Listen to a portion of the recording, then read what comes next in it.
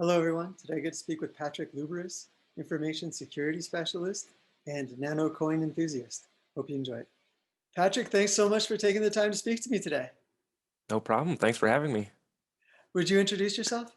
Yeah, sure. So, hey everyone, I'm Patrick Luberus. I work in InfoSec officially, but huge and long time cryptocurrency fan. Started with Bitcoin back in 2013. I actually initially tried in 2011, signed up for MT Gox and all that, but didn't get very far. Didn't understand it. I was still in college at the time.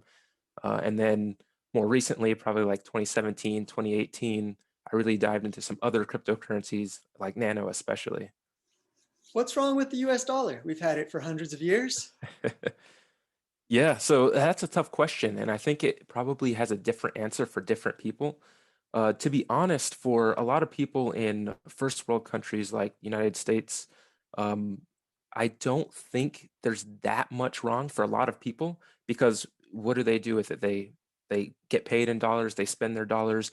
Inflation maybe is in the back of their mind, but generally it's not a huge issue. They typically have access to a good banking system, right? They can send money to people who they want for the most part. There might be a few edge cases where people um, can have their funds frozen or some things like that. But day to day, for most people, the US dollar is probably fine, right? Where I see fiat currencies having more issues is in countries like Venezuela or around the world where they're really struggling with their monetary policy, right? Where there is potentially hyperinflation, where there potentially is serious corruption, and there's for most people there's no real alternative, right? It's really difficult to get a bank account. It's really difficult to get access to the U.S. dollar. It's really difficult to get access to almost any currency even if you wanted to try and go back to using gold or something like that as a currency. There's a lot of challenges with doing that, and I think that's part of the reason why Bitcoin started gaining some popularity early on, because it gives a potential alternative to those systems. Right, one of the key aspects or features of cryptocurrency is typically decentralization, meaning no single party is in control. Right, it's spread out throughout the world, hopefully.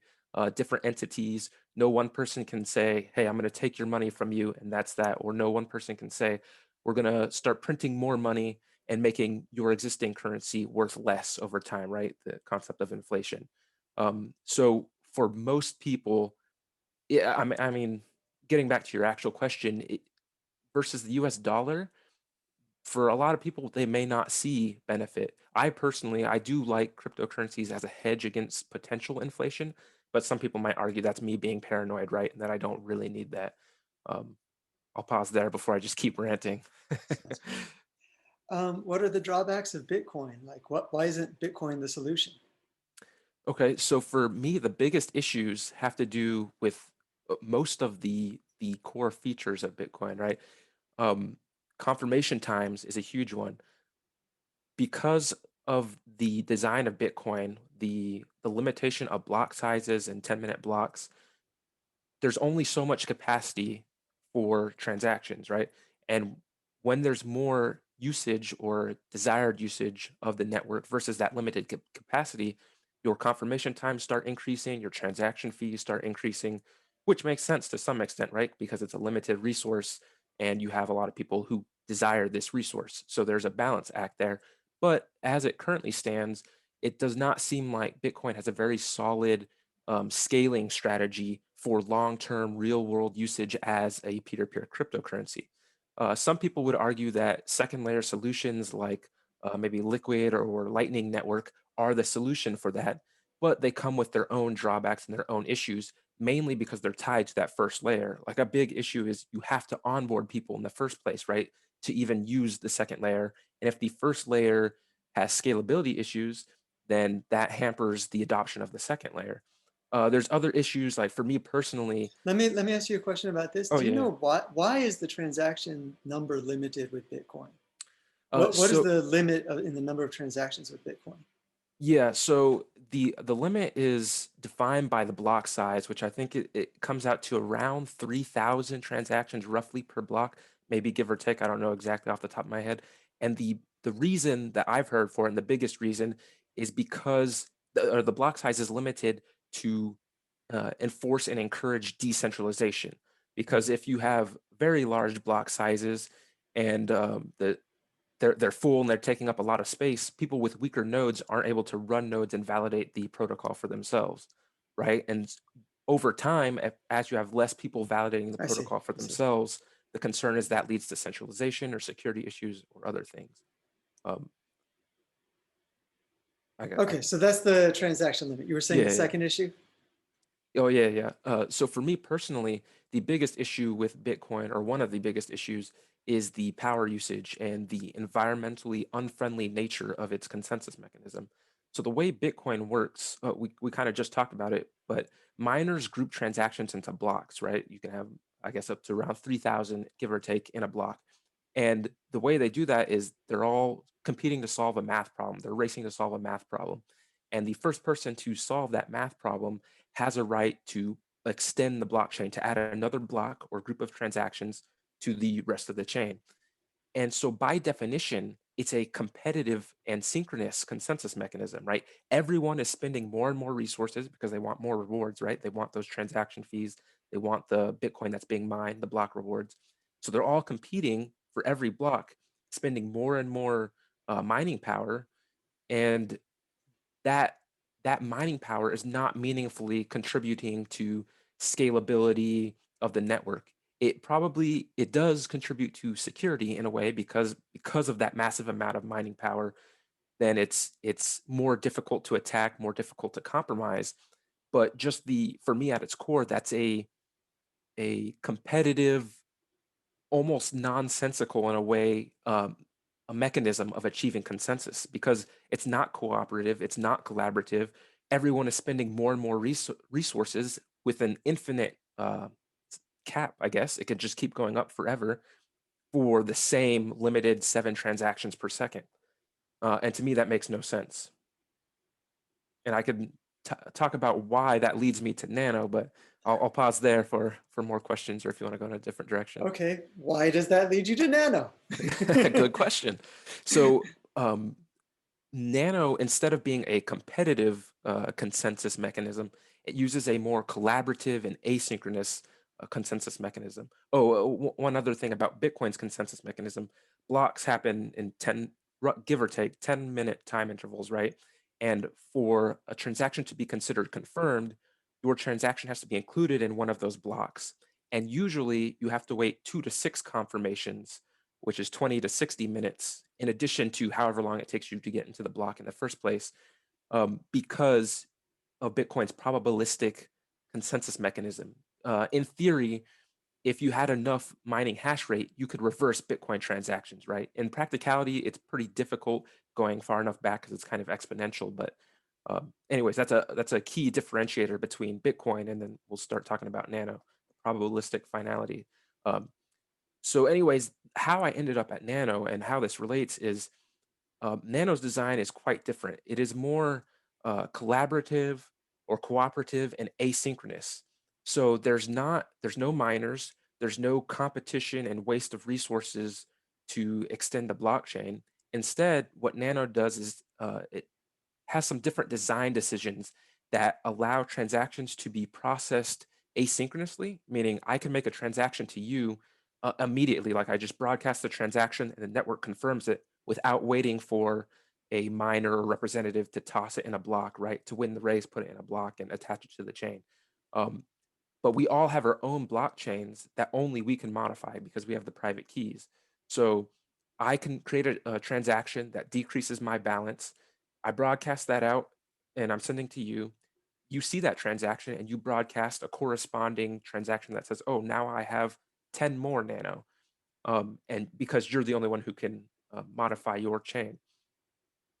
So what that really Let me means, stop you there. So yeah, yeah. what's preventing someone from modifying their own blockchain to adding a whole bunch of Nano to their own account? Good question. And that's where the open representative voting consensus mechanism comes in. So instead of proof of work and mining, Nano uses ORV, open representative voting, where when I broadcast out my transaction, I broadcast it to all the representatives on the network. And they all have a copy of the ledger so they can see that, oh, prior to this transaction, Patrick's blockchain had 10 Nano in it and yours had 0. So I make the transaction, I decrease mine to 0, and send that out, and all the representatives, they see that transaction and they're like, oh, okay, he's decreasing his transaction. It's signed, it's properly formed. He's not sending more than he already has. I'm going to vote. This transaction looks good to me. So they broadcast out their vote back. Mhm. Once enough of the different nodes on the network broadcast out their votes saying, hey, looks good to me, every individual node sees those votes, counts them up. And once it's past the threshold, they confirm the transaction because the network all agrees, right? So if I tried to send like a negative number or 100 nano, even though I only have 10, I broadcast that out. All the other reps are going to look, representatives, they're going to look at their ledger and say, hey, wait a minute, you don't have 100 nano in your blockchain yet. I'm not going to vote for this transaction. Hmm. So it's stopped right there. Hmm. Energy consumption? Yep. So one of the benefits of Nano, of course, is because there's not that competitive mining for transactions, that escalating math problem with more and more competition. It's just a network packet, basically. It's a little bit more than that because there's messages going back and forth, more than that. But anyways, um, because it's basically a ping and response, essentially, it's very energy efficient. Nano does use proof of work, not for consensus, but for in place of a transaction fee. So a lot of people ask, Nano is feeless. How can it really be feeless? Um, Nano is feeless, but not free. If I want to make a transaction, I do need to spend a very minimal amount of proof of work compared to Bitcoin, but some proof of work that says, hey, I've spent some time and resources here. This is a legitimate transaction. So I spend that proof of work and broadcast out the transaction, but we're talking multiple orders of magnitudes difference in power usage. So averaged out, a Bitcoin transaction takes about 600 kilowatt hours for one transaction when you account for all the mining and processing costs around the world. Digi Economist has some sources and numbers if anyone wants to go look at that for themselves. But that's massive. That's almost, in some months, that's more power than my family uses in a whole month to power our house. In contrast, Nano uses around 0.00112 kilowatt hours. So that's 4 million times less. You can make 4 million nano transactions for about the same power usage as one Bitcoin transaction. Hmm. And that's, again, because there's not that competitive deathmatch race for every block. It's a more collaborative, asynchronous consensus mechanism. But one thing I forgot to mention is that, so Bitcoin has on the protocol side, the block size and block time limits that mathematically limit scalability, right? You have block sizes of, I forget the megabytes, but about 3,000 transactions every 10 minutes, which gets you to 7 transactions per second. Nano doesn't have any hard-coded protocol side limiters like that. It uses whatever network resources are available. So if the representative hardware gets better over time, the network can process more and more transactions. Now, there are software side configurable limits that any node can individually use, Mhm. for example, bandwidth limits, like we're seeing now with the recent spam attacks on Nano. Some representatives are voluntarily setting temporary bandwidth limits, which it could be compared to a block size limit, but it's not on the protocol side. It's decentralized. Every representative can set their own threshold, and whatever the network comes to as consensus is, that's what it is. Mhm. Do you understand this proof of work mechanism? What is a proof of work? What is the actual work that gets done? So I couldn't tell you the very specific math problems being solved, but at a high level, my understanding is that the it's a way to prove that your computer has spent some cycles, some resources to solve a problem. So it's a hash or nonce. I don't know. Correct. Okay. I couldn't tell you the specifics, but they're given a number that they're all trying to race to be the first one to provide the solution to. And in order to achieve that solution, uh, it takes a large amount of resources. And that's where the proof of work comes in. Is this Everyone, you talking about Bitcoin now or Nano? So with Nano, if I both, want to make a transaction, I have to have my computer do some amount of work. correct. They And both, oh, sorry, go ahead. and so that amount of work is me, so my computer is going to solve some math problem. Okay, Correct. fine. And then uh, is this me racing against other people? Do I have to race against other people in order to No. do a transaction? Okay. I could take this in two ways. So individually, no. The proof of work in Nano, you're not competing with other people directly for that proof of work. You're just trying to hit that minimum threshold that all the representatives or nodes on the network have agreed to that says, okay, you've put in some time and effort.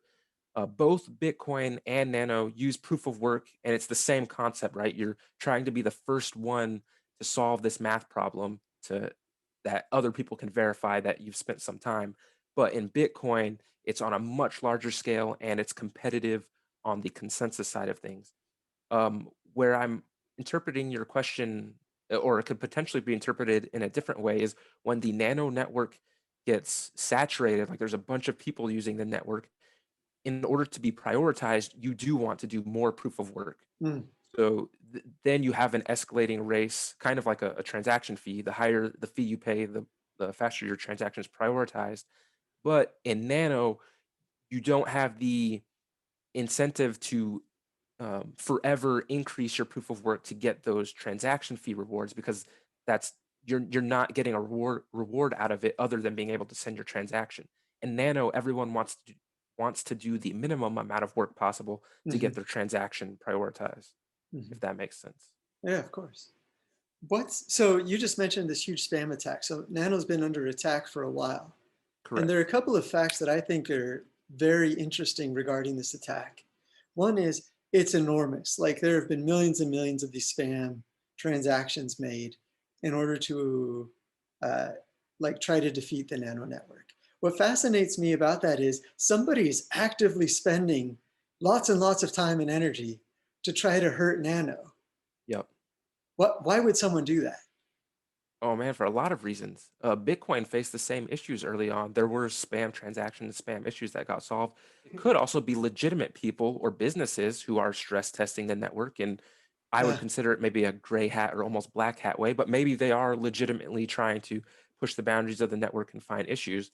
But okay. yeah, people attack the networks for all kinds of reasons and all the time, and usually for financial gain of some sort, right? Either to drop the price or the trust in the currency and get people to switch to competitors, or um, maybe some market activities that they're doing, some specific kinds of trades, or the network itself is quite valuable, right? A lot of people have a lot of money in Nano, so maybe they're trying to figure out a way to take that Nano and in some way, some vulnerability that we don't know about. It's the internet, so people will always do it, right? If it's I possible, see. they'll try it. Another thing that I found fascinating is that uh, the network held up so well. I mean, all of these millions and millions of attacks and the transactions remained like under a second, right? So yes and no. The network as a whole did hold up very well. I think the spam has been going on for a week, 2 weeks now, and it hit peaks of 70 transact confirmations per second or transactions per second, and sometimes higher in spikes, right? And the network as a whole was keeping up. The meaning that there were enough representatives and enough vote weight that consensus was still being made on new transactions at a network level. Where the system broke down a little bit is that lower end nodes started falling behind, which is kind of expected, kind of intentional. But unfortunately, some of those lower end nodes are very important services like wallets or maybe exchanges.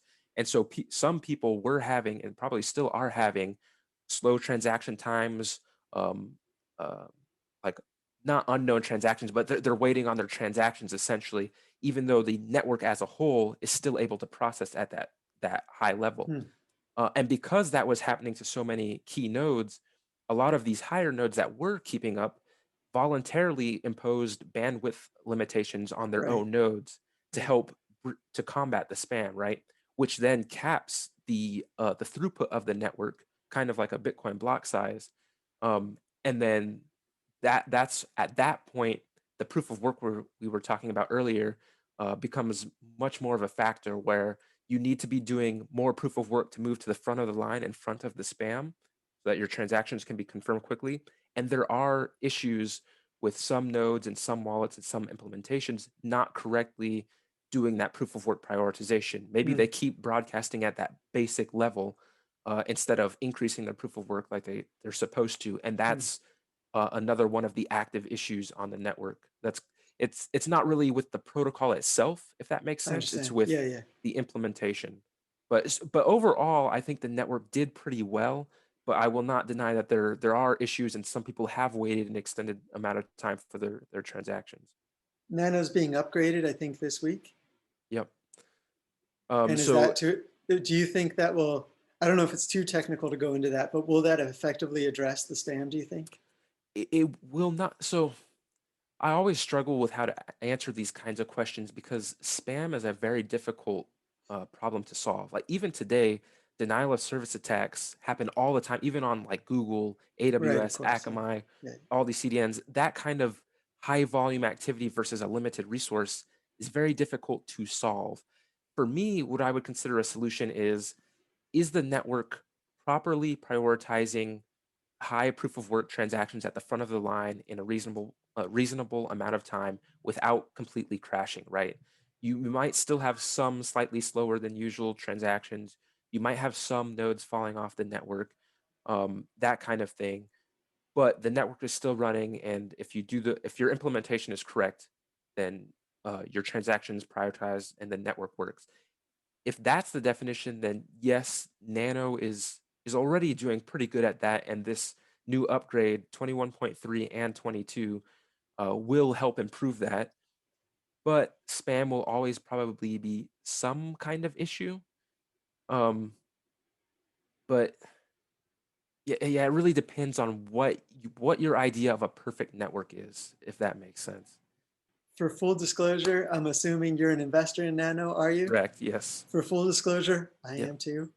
Awesome. Regarding spam, a friend of mine who was an IT security specialist once told me, I had an idea about how to try to defend against spam. And Hmm. he told me, Nick, don't even do it. He says, what happens is the spammers drag you down to their level and then they beat you with experience. Yep. That's Is probably pretty accurate. there anything else you want to say before I let you go? If anyone is at all interested in cryptography, cryptocurrency, um, anything in that realm, just try it.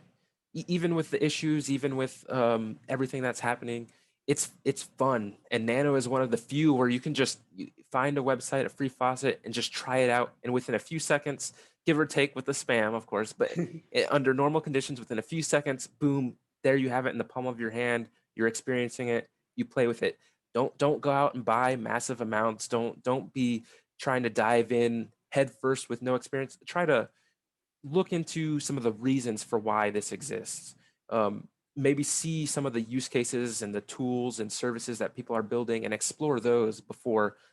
Don't even put any money into it. Just play with it from a purely academic or hobby perspective, and just give it a shot. I feel like a lot of people, they hear about Nano and they think it sounds too good to be true, or they think it's not living up to expectations. But personally, I consider all of cryptocurrency to be an experiment that I'm very interested in and I want to see succeed. But that also means that there's things that we can try, there's going to be issues, there's going to be challenges. We can improve those, we can play around with different ideas and see what works. Um, and I think if people just tried those things, they would hopefully find out that Nano is pretty cool. Whether you need it personally in your day-to-day life or not, the ideas is pretty interesting, pretty fascinating.